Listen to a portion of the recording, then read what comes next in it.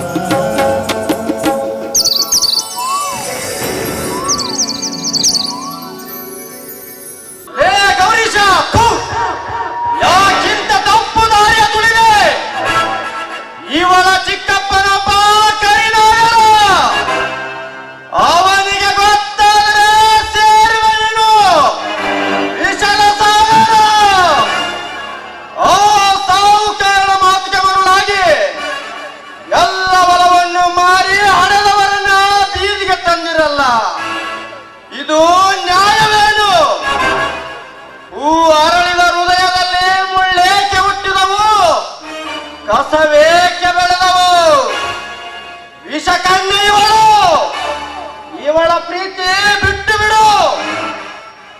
ಭೀಮಣ್ಣ, ದೇವಕನ್ಯೆ ಇವಳು ವಿಷಕನ್ಯೆ ಎಂದು ಆಗಲಾರರು. ನನ್ನ ಮದುವೆಯಾಗಿ ತಮ್ಮ ಅರಮನೆಗೆ ಕರೆದೊಯ್ಯುವ ಭಾಗ್ಯ ದೇವತೆ ಇವರು. ಇವರಿಗೆ ಈ ರೀತಿ ಮಾತನಾಡಿದರೆ ನಿನ್ನ ಪರಿಣಾಮ ನೆಟ್ಟಗಾಗುವುದು. ಏ ಭೀಮೇಶಿ, ಎಚ್ಚರದಿಂದ ಮಾತಾಡು. ನನ್ನನ್ನ ವಿಷಕಂಠಿ ಎಂದು ಹೇಳಿರುವೆಯಲ್ಲ, ಎಷ್ಟು ದುರಾಂಕಾರ ನಿನಗೆ. ನಮ್ಮಪ್ಪ ಧರ್ಮವಂತ, ಧರ್ಮದ ರಾಯಣ್ಣ.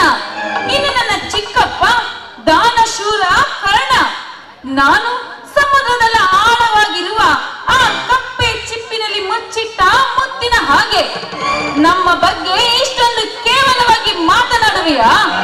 ನೀನು ಇವನಿಗೆ ಸುರೆಯನ್ನು ಸುರಿಸಿದರೆ ನಾನು ಇವನಿಗೆ ಅಮೃತದ ಪಾನವನ್ನು ಕೊಡುವೆ. ಅಮೃತ ಪಾನ? ಮೋಸವೆಂಬ ವಿಷ ಕುಡಿಸಿ, ಸಾಲದ ಜಾಲದಲ್ಲಿ ಸಿಲುಕಿಸಿ, ದುರಹಂಕಾರದಲ್ಲಿ ಉರಿದು, ಸೊಕ್ಕಿನಲ್ಲಿ ಬೆರೆದು ಧನಿಕರಾದವರಿಗೆ ಗೊತ್ತೇ ಇಲ್ಲ ಕನಿಕರವು. ನಿನ್ನೆದೆಯಲ್ಲಿ ಎಂದಿಗೂ ಹುಟ್ಟುವುದಿಲ್ಲ ಅಮೃತವು. ಲೇ ಗೌರೀಶ, ಅಪ್ಪ ಅಮ್ಮ ಶಿವಶಕ್ತಿಯರ ಅವತಾರವೆಂದು ಆಡಿದಿರಿ. ಆದರಿಂದು ಹೊಲ ಮಾರಿ ಅವರ ಕೈಗೆ ಚಿಪ್ಪು ಕೊಟ್ಟಿರಿ. ಸವಿಜೇನು ತುಂಬಿದ ಅಮೃತದ ಮಡಿಕೆಯನ್ನು ಕಾಲಿನಿಂದ ಒದ್ದು ವಿಷ ತುಂಬಿದ ಚಿನ್ನದ ಪಾತ್ರೆಯನ್ನು ಅಪ್ಪಿಕೊಂಡೆಯಲ್ಲ. ನೀನು ಕುಡಿಯುವುದು ಕೊನೆಗೊಂದು ದಿನ ವಿಷವನ್ನೇ ನೆನಪಿಡು. ಶತಕೋಟಿ ದೇವತೆಗಳಿರುವವರು ತಾಯಿಯ ಪಾದಗಳಲ್ಲಿ. ತಾಯಿಗೆ ತಂದೆಗೆ ದ್ರೋಹ ಮಾಡಿದ ಮಕ್ಕಳೆಂದು ಉದ್ಧಾರವಾಗಿಲ್ಲ ಈ ಜಗದಲ್ಲಿ. ಲೇ ಅಪಶಕನದ ಕುನ್ನಿಯೇ, ಸಾಹುಕಾರ ಮಗಳ ಜೊತೆ ಸುತ್ತಾಡುತ್ತೇನೆ ಎಂದು ಅಸೂಹೆ ಪಡುವ ಅಸೂಹೆಗಾರ. ಅಂದಾಗ ನೀನಿವನಿಗೆ ಎಂತಹ ಸಲಹೆಗಾರ?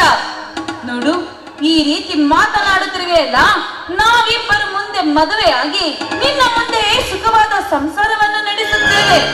ಆಗ ನೋಡುತ್ತಿರು. ಆದ್ರೆ ಈಗ ನೀನು ಇವನ ಮುಂದೆ ವಿಷದ ಬೀಜವನ್ನು ಬಿತ್ತದಿರು. ಭೀಮಣ್ಣ, ನಾನು ಇವ್ರದ್ದು ಹೂವಿನಂತ ಮೃದುವಾದ ಮನಸ್ಸು ಇವರದು. ಇವರ ಕೈ ಹಿಡಿದು ಇವರ ಅರಮನೆಗೆ ಸಮಸ್ತ ಸೌಕರ್ಯವಾಗುವ ಯೋಗ ನನ್ನದು. ಇವರು ಅಮೃತವಾದರೂ ಕೊಡಲಿ, ವಿಷವಾದರೂ ಕೊಡಲಿ, ಕುಡಿವೆ. ನನ್ನ ದಾರಿ ನನಗೆ, ನಿನ್ನ ದಾರಿ ನಿನಗೆ. ಅಪ್ಪ ಅಮ್ಮನ ದಾರಿ ಅವರಿಗೆ. ನಾನು ಹೋಗುವೆ ಇವರ ಕೈ ಹಿಡಿದು ಇವರ ಅರಮನೆಗೆ. ಇವರ ಕೈಯಲ್ಲಿ ಕೇವಲ ಒಂದು ಹುಳು ನೀನು.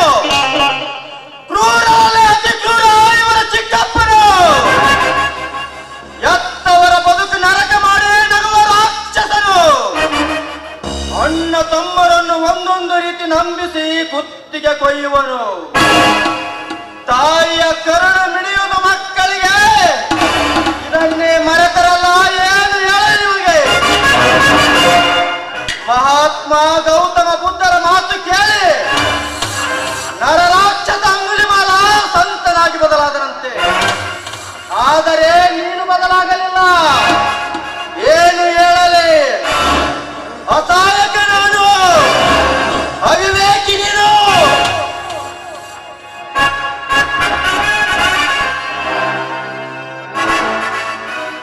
ನೋಡು ಗೌರೀಶ, ನಿನಗೆ ನನ್ನ ಮೇಲೆ ಅನುಮಾನವಿದ್ದರೆ ನೀನು ಕೂಡ ಅವನ ಹಿಂದೆಯೇ ಹೋಗಬಹುದು. ಛೇ, ಛೇ. ಇಲ್ಲ ಪ್ರತಿಭಾ, ನಿರ್ಧಾರ ಬದಲಿಸುವುದಿಲ್ಲ. ತೇಲಲಿ ಮುಳುಗಲಿ ನಿಮ್ಮ ಉಡೆಯಲಿ. ಹೋಗಲಿ ಬಿಡು. ಅವನಾಡಿದ ಮಾತುಗಳಿಗೆ ನಾನು ನಿಮ್ಮಲ್ಲಿ ಕ್ಷಮೆ ಕೇಳಿದೆ. ಬನ್ನಿ ಹೋಗೋಣ. ಲೇ ಭೀಮೇಶ, ನಂಬಿಕೆ ಇಟ್ಟು ಜೊತೆಯಾಗಿ ಬಾಳೋಣ. ನನ್ನನ್ನೇ ವಿಷಕನ್ಯೆ ಎಂದು ಅಂದೆಯಲ್ಲ, ನಿನ್ನನ್ನು ನಾನು ಇಲ್ಲೇ ಕೊಂದು ಬಿಡುತ್ತಿದ್ದೆ.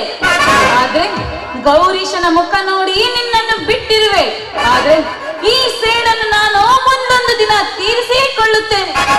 ನಡೆ ಗೌರೀಶ.